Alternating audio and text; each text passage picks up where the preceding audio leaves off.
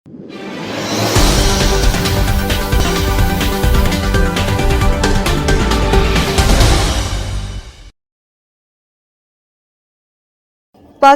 اور IMF نظر ثانی شدہ معاشی اور مالیاتی فریم ورک پر اتفاق رائے کے قریب۔ اسلام آباد۔ پاکستان اور بین الاقوامی مالیاتی فنڈ کے درمیان موجودہ مالی سال کے لیے نظر ثانی شدہ معاشی اور مالیاتی فریم ورک پر اتفاق رائے قریب آ گیا ہے۔ فریم ورک کے تحت federal board of revenue FBR کی ٹیکس وصولیوں کا ہدف کم کرکے جون 2026 تک 134.5 کھرب روپے کر دیا جائے گا۔ IMF اور پاکستان حکام کے درمیان $7 ارب کے extend fund facility EFF program کے تحت سٹاف لیول معاہدے تک پہنچنے کے لیے ورچوئل مذاکرات جاری ہیں۔ FBR مالی سال 2025-26 کے لیے IMF کے ساتھ طے شدہ GDP کے 11% کے ٹیکس ٹو GDP تناسب کا ہدف حاصل کرنے میں ناکام رہنے کا خدشہ ہے۔ موجودہ مالی سال کے پہلے 8 ماہ میں نظر ثانی شدہ ہدف کے مقابلے میں 428 ارب روپے کی ٹیکس وصولی کم رہی ہے۔ اسرائیل کے ایران پر فضائی حملے۔ تہران اور دیگر شہروں میں دھماکوں کی آوازیں۔ تہران کے انقلابی اسکوائر کے قریب نئے سپریم لیڈر مجتبیٰ خامنہ ای سے یکجہتی کے لیے نکالی گئی ریلی کے دوران امریکہ اور اسرائیل نے حملہ کر دیا۔ دھماکوں کی ویڈیو ایرانی سرکاری TV پر براہ راست نشر ہوئی۔ دھماکوں کی آواز سے ڈرنے کے بجائے ایرانی ڈٹ کر مزاحمت کرتے رہے۔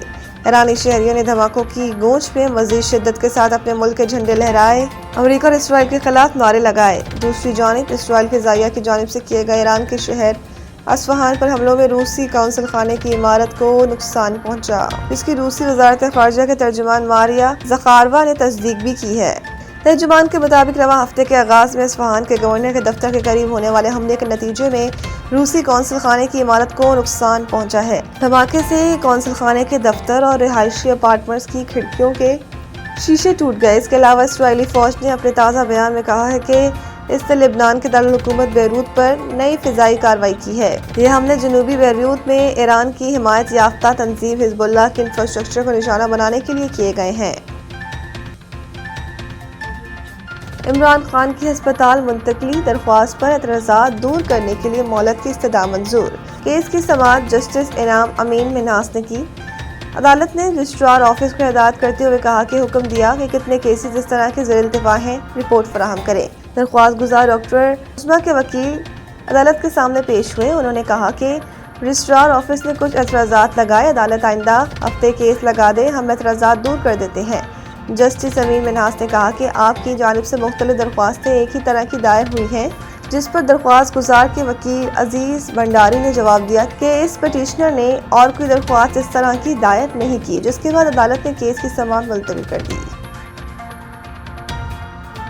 ایران جنگ میں ٹرمپ کا بڑا یو ٹرن، حملے کی ذمہ داری اپنے داماد سمیت مشیروں پر ڈال دی۔ امریکی اخبار کی رپورٹ کے مطابق فلوریڈا میں پریس کانفرنس کے دوران ٹرمپ نے بتایا کہ ایران سے متعلق صورتحال تیزی سے ایک ایسے مرحلے پر پہنچ گئی تھی جسے انہوں نے پوائنٹ آف نو ریٹرن قرار دیا۔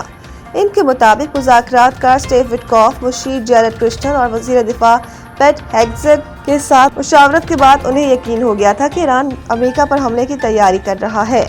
ٹرمپ کا کہنا تھا کہ اگر امریکہ پیشگی کارروائی نہ کرتا تو ایران ایک ہفتے کے اندر حملہ کر سکتا تھا۔ انہوں نے دعویٰ کیا کہ امریکی حملوں میں ایران کے 51 بحری کشتیوں کو تباہ کیا گیا، جبکہ ڈرون بنانے والی تنصیبات کو نشانہ بنانے کے بعد ایرانی ڈرون حملوں میں 83% کمی آئی ہے۔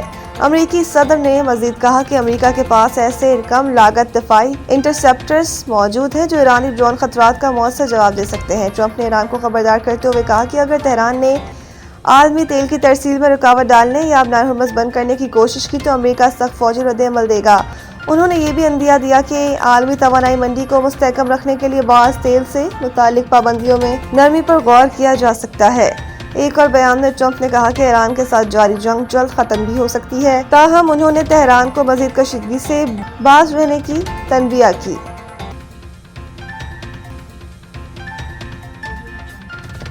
ٹیم مینجمنٹ کی ہدایت پر بابر اعظم کا کرکٹ میں عارضی وقفہ لینے کا فیصلہ۔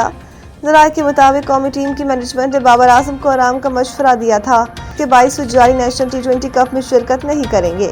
ٹیم مینجمنٹ کی جانب سے انہیں ٹورنامنٹ کھیلنے کی ہدایت بھی نہیں دی گئی۔ بابر اعظم نے اپنی عدم دستیابی سے متعلق لاہور وائز کو آگاہ کر دیا ہے۔